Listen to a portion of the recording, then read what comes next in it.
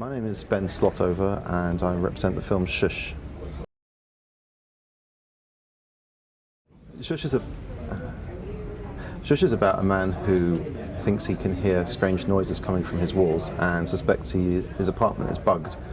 And so he gets his friend along and they look for the bug together and they destroy the apartment in the process. It's a film that's told without motion video. It's told entirely in still images, 182 of them to be precise, and it's 4 minutes long, and with just the still images and sound effects, and no dialogue at all, because of course they think there's a bug in their apartment. We try and tell the story with a very stripped down feel.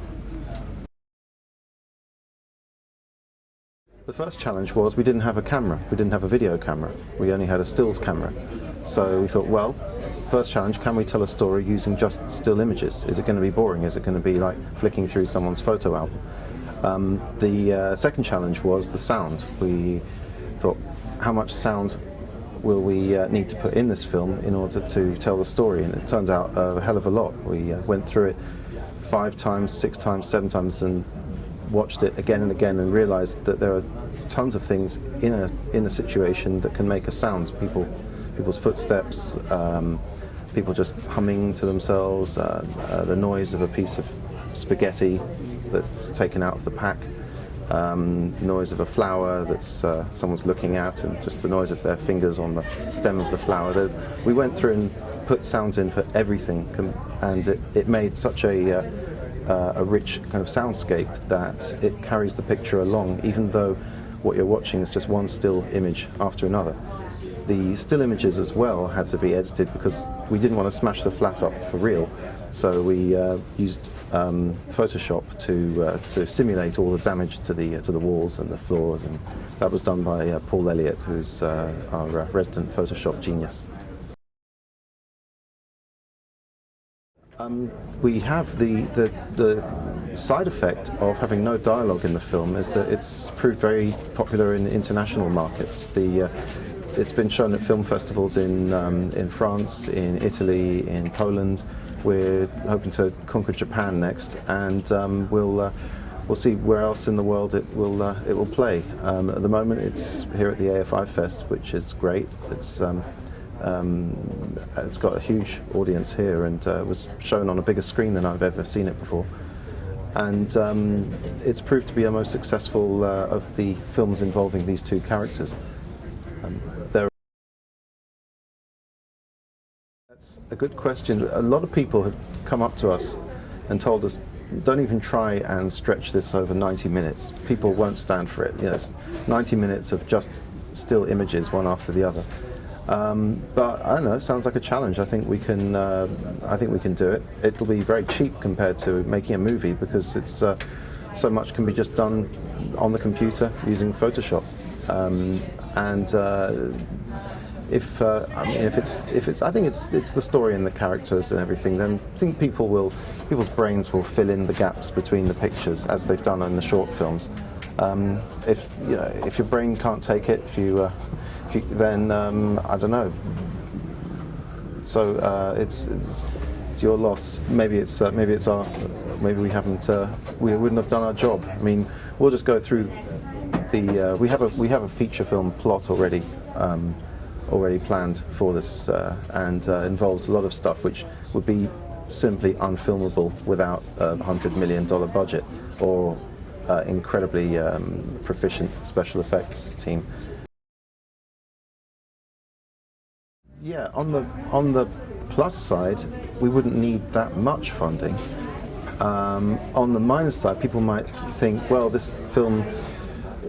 if this film is made that cheaply, then it can't be worth anything.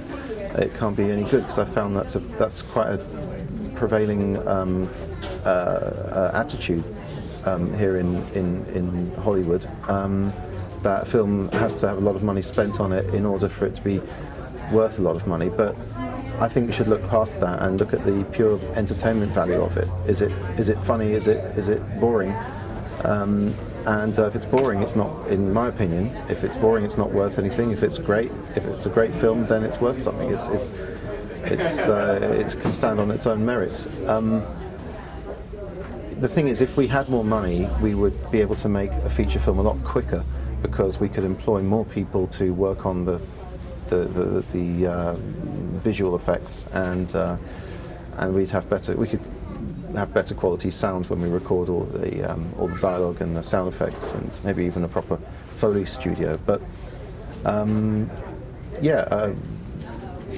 it's the actual shooting of the film is extremely cheap, because instead of the whole crew, basically all you need, the bare minimum, is a photographer, and everything else can be done in post.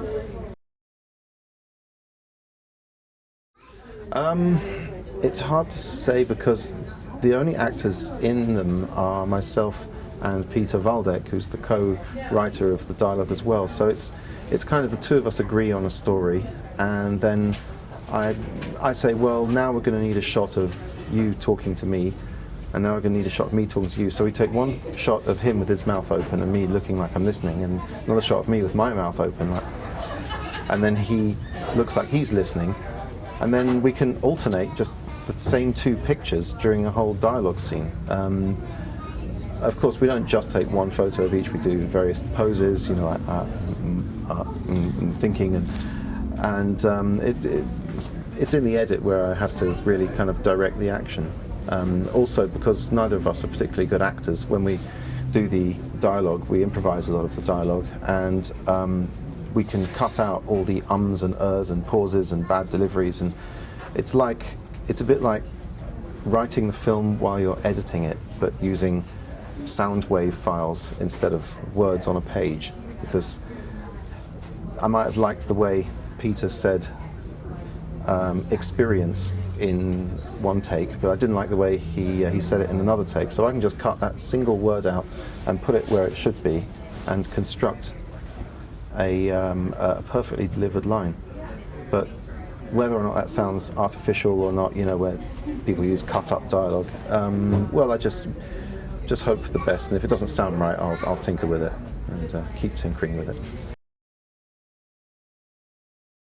Make as many films as you can, many short films. It doesn't matter if they have a budget of nothing. Making films is like doing the sketches for a great painting. You know, you try one thing, see if it works. If it doesn't work, you've learned something. If it does work, you've learned something. Keep making them. Just keep making them. Keep making them. Even if it takes one afternoon and you finish it in a day, and it costs $5, you know, make as much as you can, and you'll get better and better. If you feel it's going nowhere, and you know, you're ready to give up, then really think carefully about that, because, you know, okay, not everyone who tries their whole life to make films is going to make it, is going to be successful in the end, but everyone who gave up isn't successful. So the odds are small, but if you're really passionate about it, it's worth fighting for. www.jimandheinz.com. That's Jim and Heinz. We sell our DVDs on the site, and they've got lots of our films on them, all the still images stuff. I've also made live action stuff, so you can see some of that stuff as well, and you can watch SHHH online at jimandheinz.com. Oh, it's been fantastic. I've never been so well looked after by a festival. They took me out for Chinese on the first day. I can get into any of the films for free. It's just been wonderful. I mean, it's a great deal, and it's been worth coming 6,500 miles for.